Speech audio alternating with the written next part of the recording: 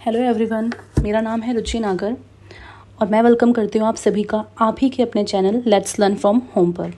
तो आज की इस वीडियो में हम पढ़ने जा रहे हैं एमए इन पॉलिटिकल साइंस की बुक के that is MPS 003 India democracy and development.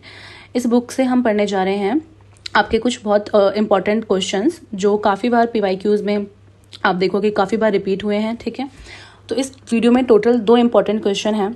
जैसा कि आप सभी को पता है कि आपके एग्जाम में एक क्वेश्चन 20 मार्क्स का आता है और आपको टोटल 5 क्वेश्चंस करने होते हैं। ठीक है, यानी कि टोटल 100 मार्क्स का आपका पेपर होता है। तो इस वीडियो में हमने 2 बहुत ही इंपॉर्टेंट क्वेश्चन लिए हैं जो आप लास्ट ईयर के क्वेश्चन जो देखोगे काफ़ी बार रिपीट हुए हैं। ये वीडियो 2 पार्ट्स में रहेगी।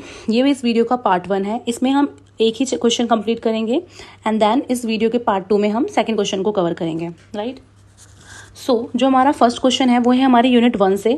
Unit 1 that is legacy of national movement with reference to development rights and participation. तो जो हमारा क्वेश्चन 1 है that is what was Gandhi's contribution to the economic thinking in the Indian national movement. First of all I would like to clear कि जो ये video है PDF हमारा English में है, बट जो ये वीडियो है ये दोनों ही मीडियम के स्टूडेंट्स, हिंदी मीडियम हो या इंग्लिश मीडियम हो, दोनों ही मीडियम के स्टूडेंट्स इस वीडियो को देख सकते हैं क्योंकि मैं साथ ही साथ हिंदी में ही एक्सप्लेन करती हुई चलूंगी। तो वीडियो बायलैंग्वेज है। ठीक है, एंड मैं आप सबसे रिक्वेस्ट करूंगी कि आप जब भी पढ़ रहे हो अपने एग्जाम के लिए या वीडियो देख रहे हो तो अपने साथ एक पेन और कॉपी ज़रूर लेके बैठें। कुछ भी आपको इंपॉर्टेंट लगे तो साथ में ही नोट डाउन करते हुए चलें।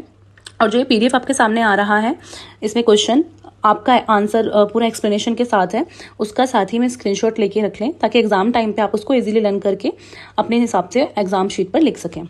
ओके, तो हम आज पढ़ने जा रहे हैं जो हमारी यूनिट 1 है उससे क्वेश्चन कि जो गांधी जी थे उनका क्या कंट्रीब्यूशन था इकोनॉमिक थिंकिंग में। अब आपको पता होना चाहिए कि जो गांधी जी उन्होंने काफ़ी सारी थ्योरीज दी हैं, पॉलिटिकल, सोशल, इसी तरह से उन्होंने इकोनॉमिक थ्योरीज भी दी हैं। ठीक है, तो उन्हीं में से कुछ जो इंपॉर्टेंट पॉइंट्स हैं वो इस क्वेश्चन में हम कवर करेंगे कि जो गांधी जी हैं ऑब्वियसली उनका जो कंट्रीब्यूशन था इकोनॉमिक थिंकिंग में वो काफ़ी ग्रेट था। ठीक है, तो जब भी आप अपना आंसर लिखें 20 मार्क्स के लिए आप लिख रहे हैं तो सबसे पहले आपको आंसर स्टार्ट करते हैं, आपको उसका इंट्रोडक्शन देना है। ठीक है, इंट्रोडक्शन में आपको अपना आंसर को इंट्रोड्यूस करना है, देन उसके जो इंपॉर्टेंट पॉइंट्स होते हैं वो आप बताएंगे और फिर लास्ट में आपको कंक्लूड करना होता है।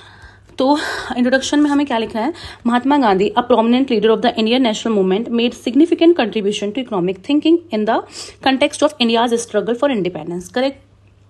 अब उन्होंने क्या कहते हैं काफ़ी सारे आइडियाज़ दिए थे। ठीक है, जैसे कि जिसमें हम क्या क्या कंसेप्ट बनेंगे, कुछ इंपॉर्टेंट कंसेप्ट्स हैं, स्वदेशी, village economy, self sufficiency and trusteeship. अब ये सब क्या है एक एक करके हम इन सब का एक्सप्लेनेशन देखेंगे। ओके, मैं PDF की कंप्लीट रीडिंग नहीं करूंगी क्योंकि उससे वीडियो की लेंथ काफ़ी ज़्यादा हो जाएगी और वो टाइम वेस्टेज है। ठीक है, रीडिंग आप खुद कर सकते हैं इसका स्क्रीनशॉट लेके, जो मैं सिर्फ आपको एक्सप्लेन करूंगी। ठीक है, जो आपके लिए ज़्यादा इंपॉर्टेंट है। फर्स्ट हमारा पॉइंट है दैट इज स्वदेशी मूवमेंट। तो स्वदेशी मूवमेंट क्या था, इस मूवमेंट में गांधी जी ने क्या एडवोकेट किया था, एज स्वदेशी मूवमेंट को उन्होंने कैसे एडवोकेट किया था, as a means to promote economic independence and self sufficiency. Gandhi ji का क्या माना था कि हम सब लोग खुद इतने सफिशिएंट हैं कि अपनी ज़रूरत की चीज़ें हम खुद ही अपने ही कंट्री में, विलेज में प्रोड्यूस कर सकते हैं। ठीक है, हमें किसी भी भारी इंडस्ट्री पे या किसी भी फॉरेन गुड्स पे डिपेंड होने की बिल्कुल भी ज़रूरत नहीं है। ठीक है, इससे हमारी अगर हम उनके गुड्स को परचेज एंड यूज़ करते हैं इससे ही हमारी उनके ऊपर डिपेंडेंस को और बढ़ाएगा। तो उन्होंने स्वदेशी, ठीक है, उस चीज़ को काफ़ी ज़्यादा प्रोड्यूस किया था कि स्वयं के देश में, स्वयं के देश में प्रोड्यूस किया हुआ सामान जो भी गुड्स एंड सर्विसेज है। ठीक है, तो गांधी जी इंकरेज करते थे इंडियन लोगों को कि जितने भी ब्रिटिश गुड्स हैं, फॉरेन गुड्स हैं, उसको हम बॉयकॉट करें। ठीक है, और अपने ही खुद के ही कंट्री में, अपने खुद के विलेज में हम प्रोडक्शन करें। इससे क्या होगा, इससे विलेज इंडस्ट्री बढ़ेगी, कॉटेज इंडस्ट्री और जो ये हैंडमेड चीज़ें होती हैं ये सब बढ़ेगी। ठीक है, एम्प्लॉयमेंट मिलेगा, पोल्यूशन कम होगा, इस तरीके की चीज़ें। ठीक है, तो गांधी जी बेसिकली इंकरेज करते थे कॉटेज इंडस्ट्री को और हैंडमेड थिंग्स को। ठीक है, जो हमने खुद प्रोड्यूस करी उसको प्रमोट करते थे और सेल्फ सफिशिएंसी के ऊपर जोर देते थे। ही believe that promoting local industries, ठीक है, and self sustaining economic practices would strengthen the Indian economic. Exactly कि अगर हम खुद की लोकल इंडस्ट्रीज को हेल्प करेंगे, सपोर्ट करेंगे, ठीक है, तो वो क्या करेगी, हमारी जो कंट्री की इकोनॉमी है उसको काफ़ी स्ट्रॉन्ग करेगी और जो हमारी डिपेंडेंस है फॉरेन पावर्स के ऊपर उसको काफ़ी कम करेगी। The Swadeshi movement aim to revive traditional Indian industries and craftsmanship, empowering local communities and preserving cultural heritage. ठीक है, तो स्वदेशी मूवमेंट का जो एम था वो यही था कि जो भी हमारी ट्रेडिशनल इंडियन इंडस्ट्रीज हैं उनको हम रिवाइव कर सके दोबारा से। ठीक है, और जो अपनी लोकल कम्युनिटीज हैं उनको एम्पावर कर सके और जो फॉरेन फॉरेन गुड्स और सर्विस गुड्स हैं, ब्रिटिश गुड्स हैं, उनको जितना हो सके बॉयकॉट कर सके और अपनी डिपेंडेंस को उस पर कम कर सके। जो हमारा सेकेंड पॉइंट है वो है विलेज इकोनॉमी। अब विलेज इकोनॉमी के अंदर गांधी जी ने क्या बात करी है? गांधी जी कहते हैं about the importance of revitalizing the village economy as the foundation of a self-reliant nation. Gandhi viewed the village as a self-sustaining unit where people could meet their basic needs through local production and self-sufficiency. ठीक है, थोड़ा बहुत point 1 की तरह similar है। Basically जो गांधी जी हैं वो कुछ चीज़ों को ना अपोज करते थे, ठीक है, या चैलेंज करते थे। जैसे कि वो किस किस चीज़ को चैलेंज करते थे? गांधी जी चैलेंज करते थे प्रिंसिपल ऑफ इंडस्ट्रियलाइजेशन को, अर्बनाइजेशन को, सेंट्रलाइजेशन को, ठीक है। क्योंकि इन सभी चीज़ों से गांधी जी क्या मानते थे? हर वो चीज़ जिनसे उन्हें लगता है कि किसी भी पुअर का या जो एक्सप्लोटेशन होता है और जो मार्जिनलाइज है उनका एक्सप्लोटेशन होता है, गांधी जी उन प्रिंसिपल्स के अगेंस्ट थे। और गांधी जी, तो फिर गांधी जी सपोर्ट किसको करते थे? अगर इनको अपोज करते थे तो गांधी जी सपोर्ट उसे करते थे जो पुअर्स को या मार्जिनलाइज को एक्सप्लॉइट ना करे, ठीक है। तो विलेज इंडस्ट्री में भी गांधी जी उसी चीज़ के ऊपर, विलेज इकोनॉमी के ऊपर और इन सभी के ऊपर जोर देते हुए कहते हैं कि जो हमारा मतलब स्वराज की वो बात करते हैं, ठीक है, स्वयं का राज, कि हम लोग खुद इतने सफिशिएंट हैं कि हम सब कुछ अपने आप कर सकते हैं, हमें किसी भी बाहरी पावर की आवश्यकता नहीं है, ठीक है, किसी भी तरह से हमें उनके ऊपर डिपेंड नहीं होना है, ठीक है, किसी भी तरह से हमें खुद को कॉलोनाइज नहीं करना है। सो Gandhi emphasized the importance of revitalizing the village economy as the foundation of a self-reliant nation. Gandhi viewed the village as a self-sustaining unit, ठीक है, जहाँ पीपल खुद अपनी जो भी डेली बेसिक नीड्स है खुद उन्हें पूरा कर सकते हैं, खुद ही प्रोडक्शन कर सकते हैं और खुद वो सेल्फ सस्टेनेबल हैं। He advocate for decentralisation of economic power with emphasis on local governance and decision making. As I told you कि जो गांधी जी थे वो सेंट्रलाइजेशन को अपोज करते थे। तो सेंट्रलाइजेशन बेसिकली होता क्या है कि जो पावर है वो किसी एक ही के हाथ में है। Centralisation means power in one hand. तो डिसेंट्रलाइजेशन क्या है? Decentralisation is distribution of power. उनका मानना था कि पावर किसी एक ही इंसान की या किसी भी एक ही अथॉरिटी के हाथ में नहीं होनी चाहिए, ठीक है। इससे क्या होगा? इससे कहीं ना कहीं देखा जाए डिस्क्रिमिनेशन होगा और जो रिसोर्स है उनका इक्वल डिस्ट्रीब्यूशन नहीं होगा, ठीक है। तो इसीलिए वो डिसेंट्रलाइजेशन की बात करते थे कि जो पावर है वो अलग अलग लेवल पर डिस्ट्रीब्यूट होनी चाहिए, ठीक है, जिससे किसी के साथ भी डिस्क्रिमिनेशन ना हो और हर किसी को इक्वल पावर मिले, ठीक है, इक्वल पावर परफॉर्म करने को मिले। So he advocate decentralisation of economic power. और डिसेंट्रलाइजेशन जैसे कि मतलब जैसे कि हम लोकल गवर्नमेंट में हम देख सकते हैं, पंचायत का एग्जांपल ले सकते हैं, ठीक है। The village economy model aim to reduce dependency on urban centres and promote equitable distribution of resources, ठीक है, already explained. So our third point is self sufficiency. Now, what self-sufficiency is, ठीक है, Gandhi promoted the idea of self-sufficiency as means to achieve economic independence and reduce social inequalities. अब आप इन points को थोड़ा correlate कर सकते हैं। Gandhi ji again क्या कह रहे हैं कि जो सेल्फ सफिशिएंसी है वो एक ऐसा आइडिया है जो एक मीन्स की तरह काम कर सकता है हमारी जो इकोनॉमिक इंडिपेंडेंस है, ठीक है, उसको कम करने में। जो हमारी फॉरेन पावर्स के ऊपर, जो हमारी ब्रिटिश गुड्स के ऊपर जो भी मतलब हमारी इकोनॉमिक इंडिपेंडेंस है, उसको अगर हमें कम करना है तो हम कैसे कम कर सकते हैं? खुद सेल्फ सफिशिएंट बनकर, राइट, ठीक है। जब हम खुद सेल्फ सफिशिएंट होंगे, हमें दूसरों की चीज़ों की या उनकी गुड्स की जरूरत ही नहीं है, हम उसे खुद प्रोड्यूस करेंगे, खुद सेल्फ सफिशिएंट बन जाएंगे, तो हमारी उनके ऊपर डिपेंडेंस कम हो जाएगी, ठीक है। और अगर हमारी उनके ऊपर डिपेंडेंस कम होगी तो इससे किसका फायदा है? हमारा फायदा है, ठीक है। तो जो सोशल इनइक्वालिटीज हैं वो काफी हद तक रिड्यूस हो जाएंगे। He encourage individuals and communities to produce their own food, clothing and other necessities. जैसे कि आपने ये जरूर सुना होगा, खादी को बहुत ज्यादा प्रमोट करते थे जो गांधी जी थे। क्यों? क्योंकि खादी को वो एक सिंबल की तरह देखते थे, ठीक है। Khadi was like a symbol of self reliance, ठीक है, कि हम खुद ही अपनी चीजें प्रोड्यूस करें और मशीनरी गुड्स पर और फॉरेन गुड्स पर इन पर डिपेंड ना हो, ठीक है। तो जितने भी लोकल पीपल थे, इंडिविजुअल्स थे, कम्युनिटी के लोग थे, उन सबको वो बहुत ज्यादा इंकरेज करते थे कि तुम खुद अपना फूड हो, क्लोथिंग हो, जो भी नेसेसरी या जो भी जरूरत की चीजें हैं उन्हें खुद ही प्रोड्यूस करो, ठीक है। और जो दूसरे मतलब ब्रिटिश गुड्स हैं उनके ऊपर अपने डिपेंडेंस को कम करो, उनका जितना हो सके बॉयकॉट करो। Okay, so Gandhi believed that self-sufficiency would reduce the exploitation of resources, minimize the gap between rich and poor, and create a more equitable society. Very important, ठीक है। So basically इस क्वेश्चन में हमने सबसे पहले आपको जब आंसर राइटिंग करनी है तो क्वेश्चन का इंट्रोडक्शन देना है, देन जो 4 इंपॉर्टेंट पॉइंट है, ठीक है, उसको लिखना है और उनको साथ में एक्सप्लेन भी करना है, ठीक है, लाइक जैसा कि इस पीडीएफ में आप देख सकते हैं करा हुआ है। So this point is very important.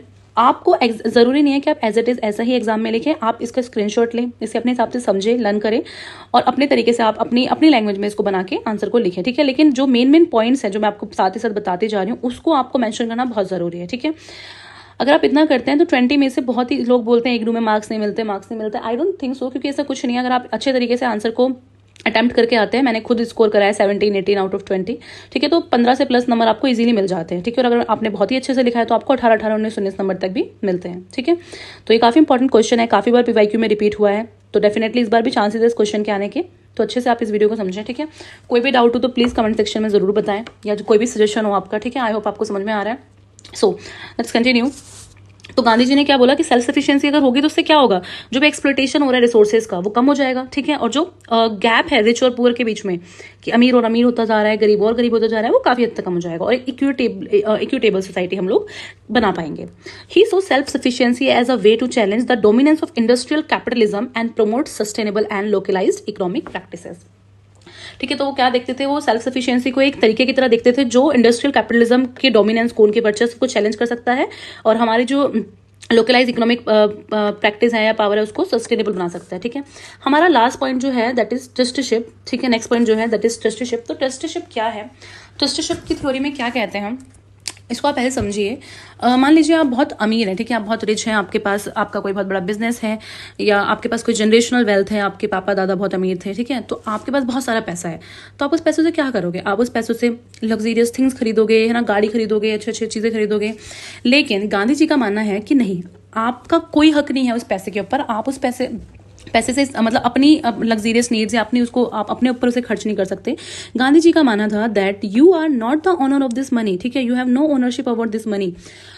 उनका मानना ये था कि अगर आपके पास बहुत सारा पैसा है तो आपको जितनी ज़रूरत है आप उतना पैसा अपने पास रखो, बाकी पैसा आपको कम्युनिटी वेलफेयर में देना चाहिए, उसमें डोनेट करना चाहिए, ठीक है। यू शुड एक्ट एज, उनका मानना था you should act as a trustee of the poor, ठीक है, कि ये पैसा आपका खुद का नहीं है, ठीक है, आपकी इसके ऊपर कोई ओनरशिप नहीं है, ठीक है। यू मतलब तुम उसे सिर्फ जितना तुम्हें जरूरत है उतना रखो, बाकी तुम डोनेट कर दो या गिव बैक कर दो टू द पुअर पीपल, ठीक है। तो ये जो थी उनकी ट्रस्टीशिप की थ्योरी थी। अब एक बार इसका एक्सप्लेनेशन देखते हैं हम, ठीक है, सब पॉइंट से। Gandhi proposed the concept of trusteeship as an alternative to the capitalist system, ठीक है, कि कैपिटलिस्ट सिस्टम के अल्टरनेटिव में वो ट्रस्टीशिप के कंसेप्ट को प्रपोज करते हैं। According to Gandhi, wealthy individuals should see themselves as trustees of their wealth rather than owners, कि जितने भी ये वेल्दी इंडिविजुअल्स हैं उनको उस मनी, उनको उस पैसे का खुद को उस पैसे का ऑनर नहीं समझना चाहिए, बल्कि खुद को उस पैसे का ट्रस्टी समझना चाहिए, ठीक है, कि वो गरीबों को या जो जिन लोगों को नीड है उन नीडी वन को वो पैसा डोनेट करें। He believe that the wealthy had a moral responsibility to use their resources for the welfare of society, particularly the poor and marginalised, ठीक है। इनको काफी सपोर्ट करते थे Gandhi ji. The concept of trusteeship aimed to bridge the gap between the rich and the poor, of course, and promote a more egalitarian and compassionate economy, ठीक है। तो उनका यही मानना था कि ट्रस्टीशिप की थ्योरी के थ्रू हम क्या कर सकते हैं, जो ये गैप है रिच और पुअर के बीच में काफी कम हो जाएगा, क्योंकि जो रिच है या जिनके पास एक्सेस वेल्थ है, ठीक है, जिनके पास ज्यादा जरूरत से ज्यादा पैसा है, तो अगर ये पैसा वो उनको डोनेट कर दे, ठीक है, जो पुअर वन है तो जिनको नीड है उनके पास आ जाएगा और जिनके पास एक्सेस है उनके पास कम हो जाएगा। तो एक कहीं ना कहीं से हम इसे इक्वालिटी ला सकते हैं इस तरीके से, ठीक है।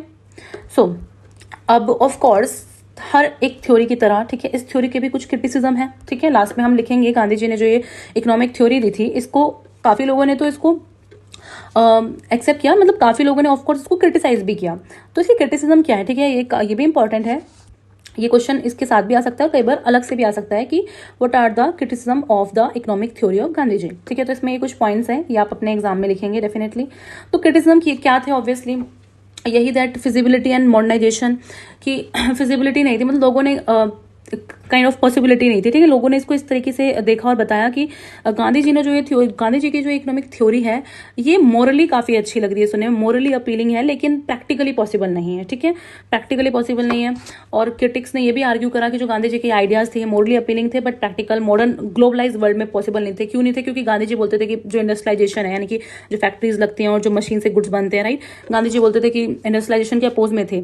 और आजकल का जो वर्ल्ड है, जो कि प्रॉपर ग्लोबल वर्ल्ड है, ठीक है, जिसमें इतना इंपोर्ट एक्सपोर्ट सारी कंट्रीज के बीच में ट्रेड एंड एवरीथिंग, ठीक है, इंडस्ट्रियलाइजेशन इतना इंपॉर्टेंट चीज है, काइंड ऑफ इंपॉर्टेंट चीज है, ठीक है। तो इस ग्लोबलाइज वर्ल्ड में इंडस्ट्रियलाइजेशन को अपोज करना, तो इसको क्रिटिसाइज करते थे लोग, ठीक है। They contend that self sufficiency and village based economy may not be feasible in the context of complex and interconnected global market. वही जो मैंने कहा कि आज की ग्लोबल मार्केट में सेल्फ सफिशिएंसी और विलेज बेस्ड जो इकोनॉमी है वो इतनी फिजिबल नहीं है, ठीक है। और जो क्रिटिक्स थे वो ये भी क्वेश्चन करते थे जो ट्रेडिशनल विलेज बेस्ड इंडस्ट्रीज है उनकी एबिलिटी को क्वेश्चन करते थे कि आप खुद सोचो ना, मतलब एक तरफ इतनी बड़ी बड़ी लार्ज स्केल इंडस्ट्रीज हैं जिनमें बड़ी बड़ी फैक्ट्रीज हैं, इंडस्ट्रियलाइजेशन है, और एक तरफ आपकी लोकल विलेज बेस्ड इंडस्ट्रीज हैं, ठीक है, ट्रेडिशनल ओल्ड विलेज इंडस्ट्रीज हैं, तो वो कहाँ उनके आगे टिक पाएंगे, ठीक है, उनका कंपटीशन कहाँ से कहाँ तक है, कहीं से कहीं तक उनमें कोई कंपटीशन ही नहीं है। तो इस चीज़ को लेके भी काफ़ी क्रिटिसाइज करते थे। एफिशिएंसी एंड प्रोग्रेस, ठीक है, और क्रिटिसाइज ये भी कहते थे कि जो गांधी जी है उनका काफ़ी ज़्यादा मतलब एम्फेसिस सेल्फ सफिशिएंसी और डिसेंट्रलाइजेशन पे था, that may hinder economic efficiency and technological progress, ठीक है। और इसके अलावा जेंडर एंड कास्ट बायस की गांधी मतलब ये भी बोल के क्रिटिसाइज किया गया कि इन्होंने इकोनॉमिक थिंकिंग में एडिक्वेटली जो जेंडर एंड कास्ट इनइक्वालिटीज है उनको तो एड्रेस ही नहीं करा, ठीक है। और इसके अलावा they argue that his focus on village economy may perpetuate existing gender and caste hierarchies limiting opportunities for marginalise group, ठीक है। तो ये कुछ क्रिटिसिज्म है, इसमें से सारे पॉइंट्स ना भी लिखो, जो मोस्ट इंपॉर्टेंट 3-4 पॉइंट्स हैं, ठीक है, 20 मार्क्स के क्वेश्चन के अकॉर्डिंग। आप पहले इंट्रोडक्शन, देन वो 4 पॉइंट्स, ठीक है, जो उनकी थ्योरीज है basically, self sufficiency, village industry, decentralisation, trusteeship, ठीक है, उनको आप एक्सप्लेन करके देन क्रिटिसिज्म। उसके बाद ऑफ कोर्स कंक्लूजन जरूर लिखना है, ठीक है, introduction and conclusion is must.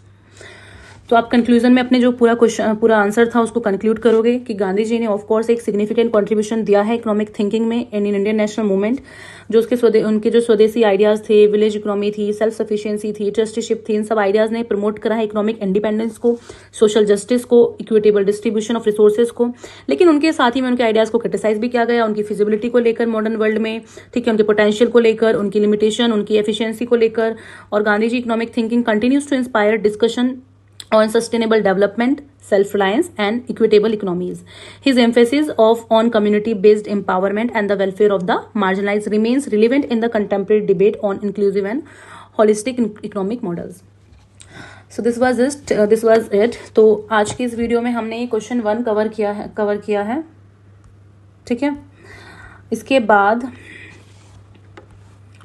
अब हमारा जो नेक्स्ट क्वेश्चन है वो हमारा यूनिट 3 से है, that is constitution and social transformation.